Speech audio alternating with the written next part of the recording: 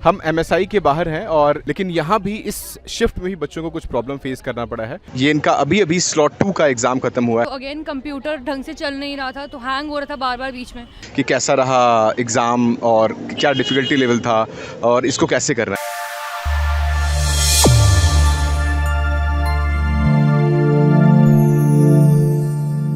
सो आप देख सकते हैं किस कदर भीड़ है। ये CUET का सेकंड स्लॉट है जहाँ पर बच्चे निकलेंगे। अब ये 5:15 पर ये ख़त्म होने वाला है। चारों तरफ ये MSI है, महाराजा सूरजमल है जनकपुरी में, जहाँ पर सेकंड स्लॉट का एग्ज़ाम पेंडिंग है और बच्चों का आना भी बाकी है और काफ़ी सारे पेरेंट्स हैं जो वेट कर रहे हैं। अब ये निकलते हैं तो हमें पता चलेगा कि ये पेपर कैसा किस लेवल का था। फर्स्ट पेपर हमें पता है कि बहुत ईजी था, बहुत डिफ़िकल्ट नहीं था, और जहाँ पर लैंग्वेज और जनरल टेस्ट आया था। तो हम इंतज़ार कर रहे हैं बच्चों के आने का और जैसे ही वो आते हैं हम फिर आपको बताएंगे कि क्या रहा उनका response. Have student with us. ये सेकंड स्लॉट है जहाँ पर हम डिस्कस करने वाले हैं कि पेपर का पैटर्न कैसा रहा। यहाँ भी सर्वर के काफ़ी इश्यूज़ आए बच्चों के साथ, ये सब हम डिस्कस करेंगे। क्या नाम है बच्चे आपका? My name is Shreya. कौन से स्कूल से हो? Universal public school. आपने भी कुछ सर्वर की प्रॉब्लम फेस की या कुछ डिफिकल्टी फेस की? Yes, it was like paper was delayed 1 hour approx, so that was like quite panicking situation because the अंदर जो लोग थे उन्होंने बोला कि you have to just wait and we were like कि हमें कुछ इन्फॉर्म तो करो कि कब पेपर स्टार्ट होगा। they were like कि जब सर्वर अप होगा तो वो अपने आप कर देंगे एंड वो इट लाइक देवर कोई इन्फॉर्मेशन प्रॉपर नहीं थी अंदर कि हाँ क्या था क्या सिस्टम। हम लोगों ने लिटरली कहा भी कि आप हमारी मैनेजमेंट से बात करा दीजिए, तो देवर लाइक कि सबका ही है तो हम क्या कर सकते हैं।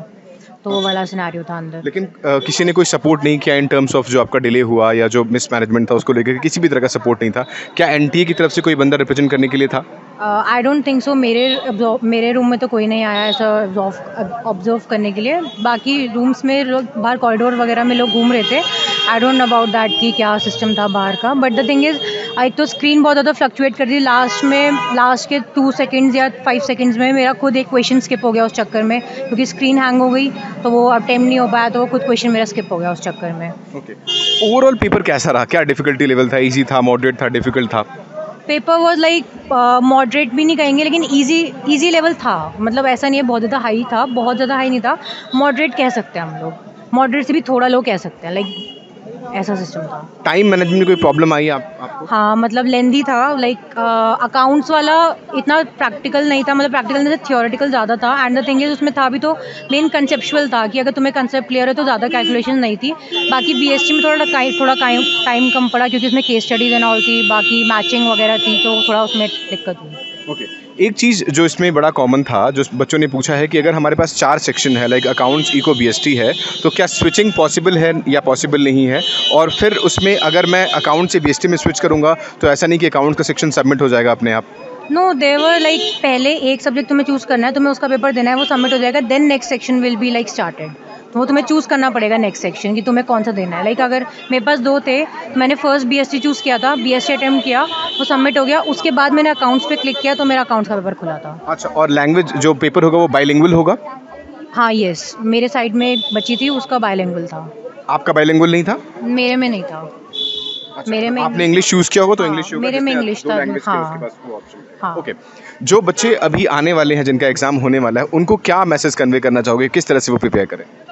लाइक कि जैसे अकाउंट्स में था तो उसके अंदर कंप्यूटराइज अकाउंटिंग एक पार्ट था जो बहुत स्कूल्स में नहीं होता, तो उसी के लाइक 10 क्वेश्चन ऑमिट कर सकते, तो 5 क्वेश्चन उसी के थे। तो लाइक अभी जिनके पास टाइम पीरियड है तो वो कोशिश करें कि जितना डिलीटेड पोर्शन कर सकते हैं वो अपना थोड़ा स्ट्रॉन्ग कर ले, क्योंकि आज BST में भी कंट्रोलिंग में टेक्निक्स ऑफ कंट्रोलिंग आ रखा था, जबकि वो हमारा CBSE में डिलीटेड था।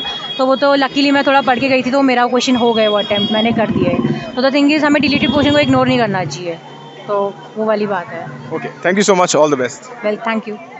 So, we are live again at the MSI. This is slot 2.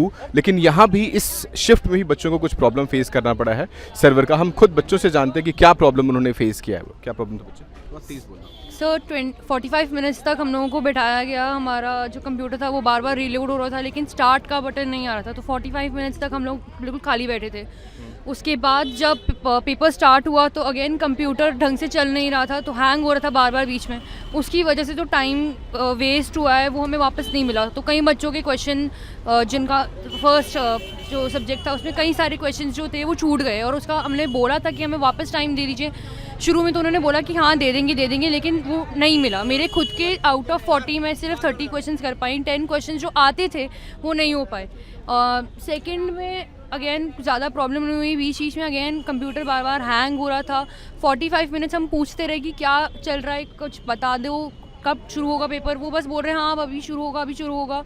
कुछ रिफ्रेशमेंट्स भी नहीं मिली क्योंकि कई बच्चे बहुत दूर से आए थे, सुबह से आके बैठे थे। क्या नाम है बच्चे आपका? सुहानी अग्रवाल। कौन से स्कूल से हो आप? APJ शेख सराय। ओके, सो कैसा रहा एक्सपीरियंस? पहली बार CUET हो रहा है, पहली बार आप दे रहे हो, कैसा रहा? पेपर अच्छा था, मॉडरेट था, अटेम्प्टेबल था और NCERT से आया था। एक चीज़ जो भी मैंने पूछा बच्चों से, क्या जो डिलीटेड पोर्शन था CBSE का उसके से भी क्वेश्चंस आए थे? यस, पूरे डिलीटेड से आए थे क्वेश्चंस। बीच में से कंप्यूटराइज्ड अकाउंटिंग भी आई थी अकाउंट्स में से, जो कि हमें 11th-12th में नहीं पढ़ाई थी, बट वो भी आई थी। ओके, सो क्या सिर्फ 12th का ही सिलेबस था या 11th का भी सिलेबस था? कंप्यूटराइज्ड अकाउंटिंग 11th की थी और बिजनेस स्टडीज़ में 12th का ही सिलेबस था। पूरी NCERT डिलीटेड पोर्शन के भी क्वेश्चंस थे जो कि CBSE में बोर्ड्स में नहीं पूछे थे। सो प्राइमरली हम यही कहेंगे कि 12th का ही सिलेबस था। यस, पूरी NCERT से 12th का पूरा सिलेबस। ओके, डिफिकल्टी लेवल कैसा था पेपर का? मॉडरेट था, अगर NCERT पढ़ी होगी तो अटेम्प्टेबल था। ओके, और मेरा यही पूछना है इसमें कि क्या लगता है क्या कट ऑफ जा सकता है जो पेपर के डिफिकल्टी लेवल है? कट ऑफ इस बार भी बहुत हाई जाने की चांसेस है क्योंकि पेपर NCERT से आ रहा है, तो अगर NCERT से बच्चों ने पढ़ा होगा तो फिर कट ऑफ इसमें भी बहुत हाई जाने की चांसेस है, क्योंकि कुछ बच्चों को टाइम भी एक्स्ट्रा मिला है जो अगस्त में देंगे, उनको टाइम भी बहुत ज़्यादा मिला है, तो फिर उस हिसाब से तो कट ऑफ ज़्यादा ही जाएगी। पेपर बाइलिंगुअल था? Yes sir. ओके, और जो बच्चे अभी अपीयर करने वाले हैं जिनका एग्ज़ाम जुलाई के लेटर डेट में है या अगस्त में, उनके लिए क्या आप मैसेज दोगे कि किस तरह से वो प्रिपेयर करें? पूरी NCERT पढ़ो, हर लाइन NCERT की पढ़ो, उसी में से पेपर आएगा। सारा NCERT और आउट ऑफ द NCERT कुछ मत करो। ओके, और जैसा कि मैंने पहले भी पूछा था कि क्या स्विचिंग पॉसिबल है, किस तरह से पेपर का पैटर्न आएगा, कि जो फर्स्ट कम फर्स्ट सर्व है या कहीं भी जम करके कुछ भी चूज़ कर सकते हो, या स्विचिंग पॉसिबल है, कैसे है ये? पहले तो हमें खुद सेलेक्ट करना है कि हमें कौन सा सब्जेक्ट पहले देना है।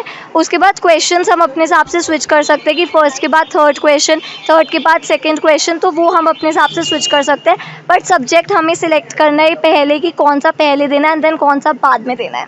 सो हर जो सेक्शन है, हर जो सब्जेक्ट है, उसके लिए अलॉटेड टाइम फिक्स होता है? वो जब टाइम ओवर हो जाएगा तो ही आप स्विच कर सकते हो या पहले भी स्विच कर सकते हो? नो, जब अलॉटेड टाइम पूरे 45 मिनट्स खत्म हो जाएंगे तब भी आप दूसरे सब्जेक्ट में डाल सकते। और ऑप्शंस कितने थे? 4। नहीं, ऑप्शन से मतलब कि जो इसमें क्वेश्चंस थे वो कितने नंबर ऑफ क्वेश्चंस में, टोटल नंबर ऑफ क्वेश्चंस कितने थे? 50 क्वेश्चंस थे, आउट ऑफ विच 40 अटेम्प्ट करने थे। ओके, और टाइम 45 मिनट्स दिया हुआ था?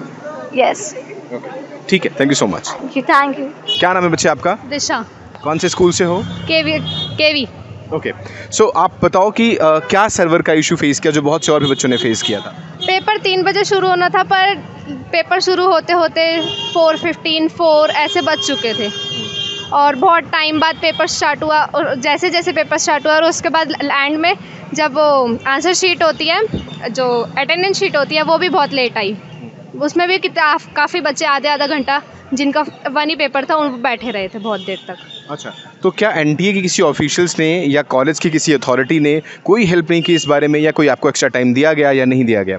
एक्स्ट्रा टाइम जितना अलॉट था उतना हमें मिला। जैसे 45 मिनट्स का एक एग्ज़ाम था तो 45 मिनट्स हमें हर पेपर में मिले। जितने पेपर थे उतने सब में 45 मिनट्स हमें मिले हैं। अच्छा, तो मतलब अगर लेट हुआ है तो आपको एक्स्ट्रा टाइम भी दिया गया है? या ओके, और मुझे थोड़ा सा बताओ कि पेपर का डिफिकल्टी लेवल क्या था, क्या क्या सब्जेक्ट थे आपके पास? मेरे पास हिंदी और सोशोलॉजी था और पेपर डिफ़िकल्ट नहीं था, बिल्कुल बुक में से था जो हमने पढ़ा है 11th-12th में, सब वही था। तो हिंदी में क्या क्या कॉम्प्रिहेंशन पैसेज के अलावा और क्या क्या आया था? ग्रामर भी आया था? ग्रामर भी आया था और जैसे कि क्या कहते हैं, वाक्य होते हैं वो बनाने भी आए थे कि ऑप्शंस दे दिए थे, उस बेस पे वाक्य बनाओ कि कैसे अरेंज करके कैसे बनेंगे। ओके, सो क्या सेक्शन वाइज पेपर डिस्प्ले होता है या सारा एक साथ आ जाएगा, या आपने पहले हिंदी खत्म किया तो आप नेक्स्ट सब्जेक्ट पर गए, कैसे हुआ था? पहले हिंदी हुआ था और जैसे हम जो सब्जेक्ट सिलेक्ट करेंगे उस हिसाब से होगा पेपर। तो उस वक्त वो जब तक वो पेपर सबमिट नहीं होगा तब तक आप नेक्स्ट में मूव नहीं कर सकते हो? हाँ जी। अगर आपका पेपर 30 मिनट में ख़त्म हो रहा है और आप 30 मिनट सबमिट करके मूव करना चाहो, क्या ऐसा पॉसिबल है? नो, पूरा पेपर हमें कंप्लीट करना पड़ेगा। अगर हमने दूसरा पेपर शुरू कर लिया तो हम वो हो जाएंगे कि हम आगे नहीं कर सकते फिर। अच्छा, और एक चीज़ और मुझे बताओ, क्या रफ वर्क के लिए आपको पेपर लाना पड़ा था या कॉलेज ने आपको दिया था? नहीं, कॉलेज ने हमें दिया था। अच्छा, और जो बच्चे अभी आगे अपीयर होने वाले हैं एग्जाम में, उनके लिए क्या आप सजेशन दोगे, कैसे वो तैयारी करें कि और अच्छे से अच्छा कर सकें? बस जो एनसीईआरटी की बुक्स हैं वो अच्छे से पढ़ो, बस उसी में से आता है सब कुछ। ठीक है, जैसे कि आप पेपर दे करके आ रहे हो, क्या लगता है कि डीयू की कट ऑफ सोरिंग होते हैं, 99 98 पे जाते हैं, सो किस परसेंटेज या किस परसेंटाइल पे आपको लगता है एसआरसीसी या नॉर्थ कैंपस के कॉलेज अलॉट हो सकते हैं? ऐसा तो कुछ आइडिया नहीं है। अच्छा, ऐसा कुछ डिसाइड नहीं किया हुआ है। चलो, thank you so much. Thank you. क्या नाम है बच्चे आपका? मुस्कान मेहरा, कौन से स्कूल से हो? SKV B3 पश्चिम बिहार। अच्छा, क्या यहाँ भी आपको कुछ सर्वर का इशू फेस करना पड़ा, लेट हुआ या डिले हुआ पेपर आपका? लेट हुआ था पेपर, कितना डिले हुआ था? 3 बजे का बोला था, 4 बजे हुआ था। अच्छा, तो क्या कॉलेज एडमिनिस्ट्रेशन ने या NTA ने किसी ने कोई हेल्प करी इस बारे में आपका जब पेपर डिले हुआ तो? नहीं, उन्होंने कहा था कि टाइम मिल जाएगा आपको। तो बाद में जब उन्होंने जो टाइम कहा वो मिला आपको? हाँ, 45 मिनट का था, वो मिला। अच्छा, पेपर का डिफिकल्टी लेवल कैसा था? ठीक था, ज़्यादा डिफिकल्ट नहीं था। क्या क्या सब्जेक्ट थे आपके पास? सोशोलॉजी और हिंदी। हिंदी में क्या क्या पूछा गया था? अनुप्रास पूछे थे, अलंकार पूछे थे, अलंकार पूछे थे, पूछा था जैसे कि समास, अलंकार, तत्सम, तद्भव, ये सब पूछे थे। हाँ, मतलब पूरा जो ग्रामर वाला, व्याकरण वाला पोर्शन था, उसके अलावा जो अनुच्छेद आते हैं वो भी आए थे। हाँ। अच्छा, और सोशियोलॉजी में? सोशोलॉजी में वही कि देश में कहाँ कहाँ, मतलब कौन से देश में कहाँ पे कृषि ज़्यादा होती है, कृषि के बारे में पूछा है। तो क्या 11th और 12th दोनों से पूछा गया था या सिर्फ 12th था? 11th 12th दोनों था। अच्छा, और डिलीटेड पोर्शन भी आए थे? कौन से? डिलीटेड पोर्शन भी आए थे जो CBSE ने चैप्टर हटा दिए थे? हाँ। अच्छा, आपको क्या लगता है कट ऑफ क्या जा सकता है? ठीक आएगी, ऐसा पेपर है तो इजी है, ज़्यादा मुश्किल नहीं है, ठीक आएगी। ओके, और जो आप बच्चे हैं आने वाले, उनको क्या मैसेज देना चाहोगे आप, जिनका पेपर आगे आने वाले दिनों में है?